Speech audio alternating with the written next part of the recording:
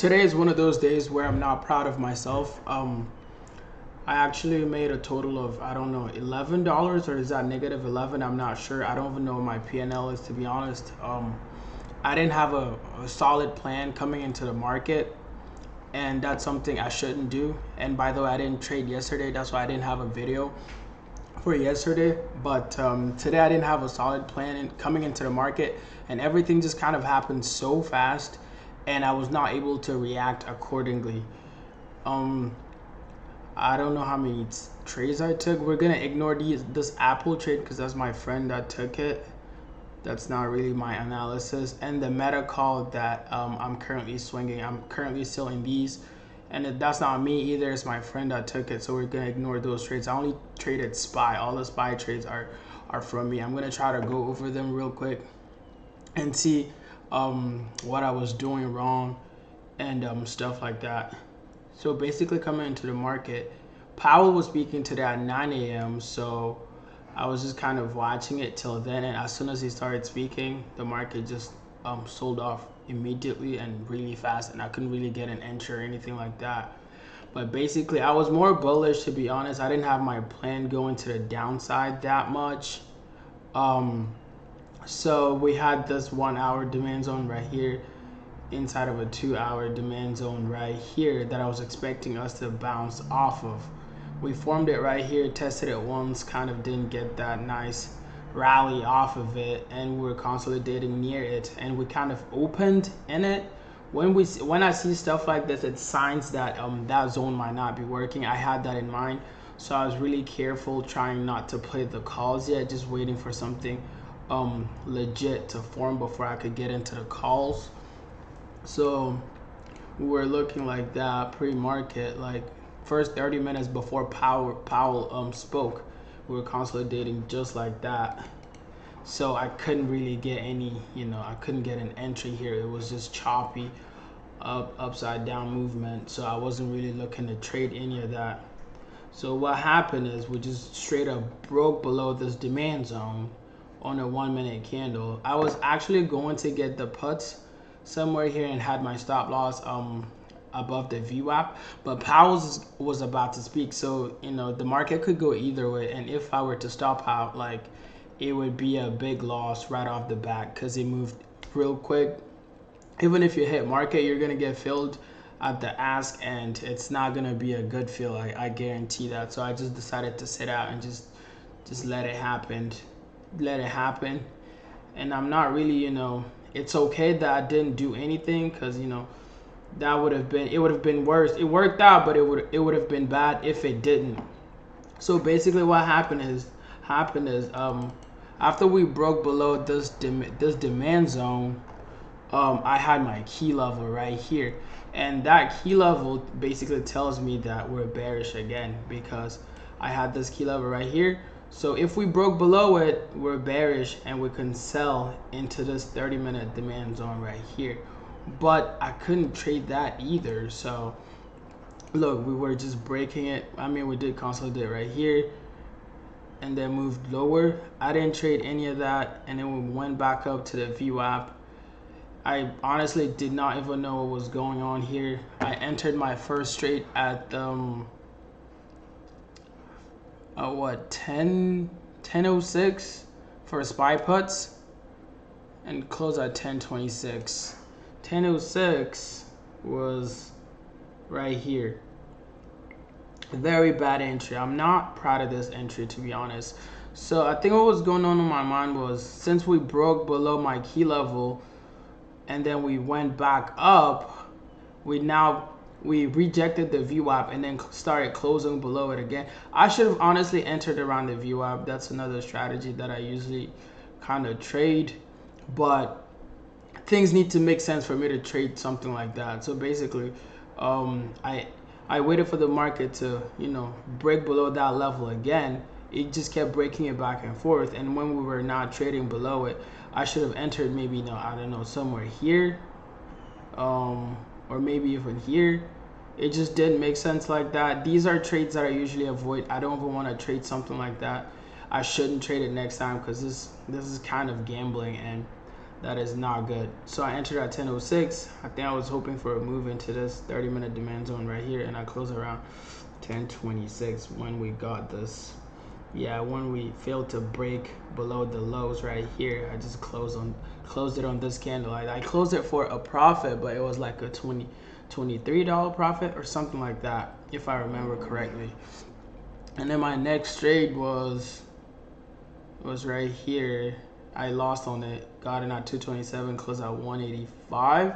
That's like what, about $40 loss right there. That was, I think that was also like, was that a good trade? 1046 to 1056. Let's see.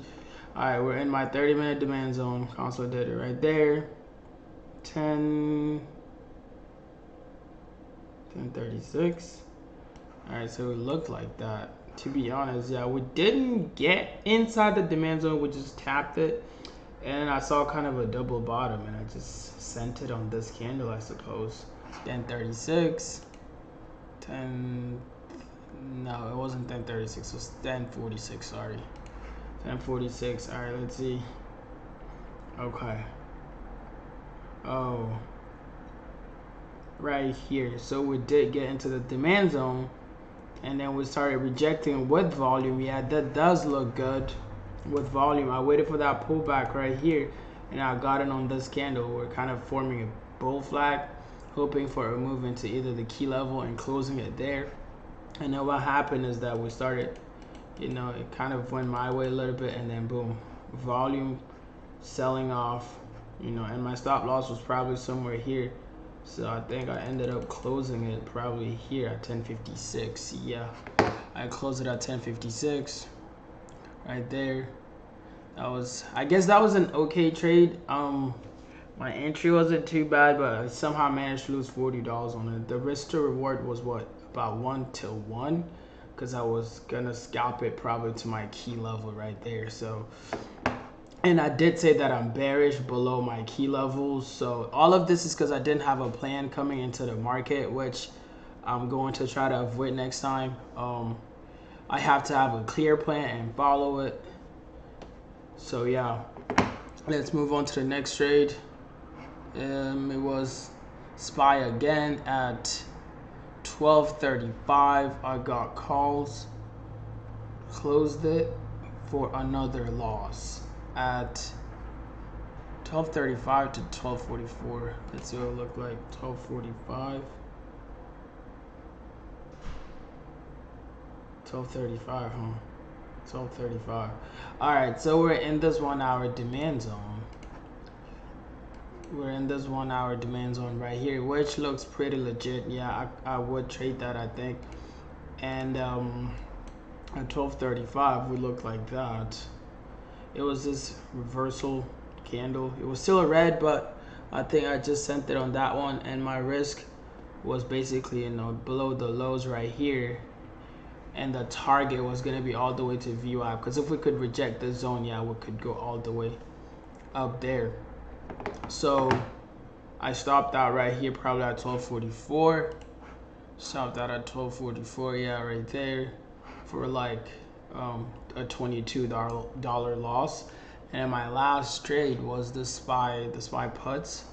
I got in at 162, closed at 187, so maybe another $25 went there, and I kind of broke even at the end of the day, to be honest.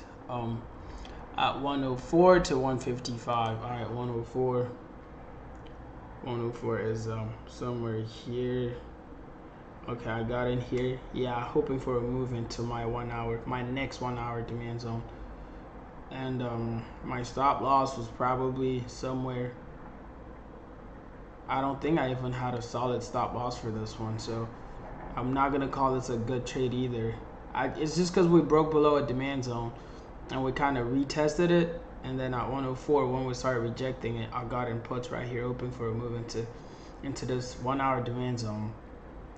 And I would have stopped out if we kept breaking above this 1 hour zone, but we did end up getting that sell off into the zone, and I might have closed it right here at what, 157. We're right next 155, very close to the zone. 155, yeah, right here. I stopped that. I closed it right here for a $25 profit. And yeah, that was the last trade. So I'm not proud of days like this. I need to work on them. I need to have a clear plan coming into the market, knowing exactly what I'm going to do. I still don't know yet how to trade, you know, past my demand zone. Let's say I'm bearish inside a demand zone. I don't know how to trade those. I have to start looking at the tape, trying to figure out, you know, what the tape, what, you know, kind of story the tape is telling me. If we're weak, so I could go short in them, and you know, if whenever I can tell that a demand zone is not gonna hold, I should be taking those trades too. But I'm not taking them, and when they break, you know, it's skewing my risk to reward ratio and stuff like that. So I need to work on those. You know, but overall, yeah, I gotta come in the market prepared with a solid plan, both sides. I don't try to, you know, pick sides or anything like that. I don't want to call it that we're bearish or bullish, but you know, there are scenarios where like I'm only looking to trade calls, which totally makes sense. If the market is, you know, making higher highs and stuff like that, I should be looking to trade calls and stuff like that. But I don't try to pick a side or anything. I just come in. I have to come in with, you know, have both sides ready and just trade it. Anyways, yeah, thanks for watching the video, and I'm gonna lock in tomorrow. Peace out.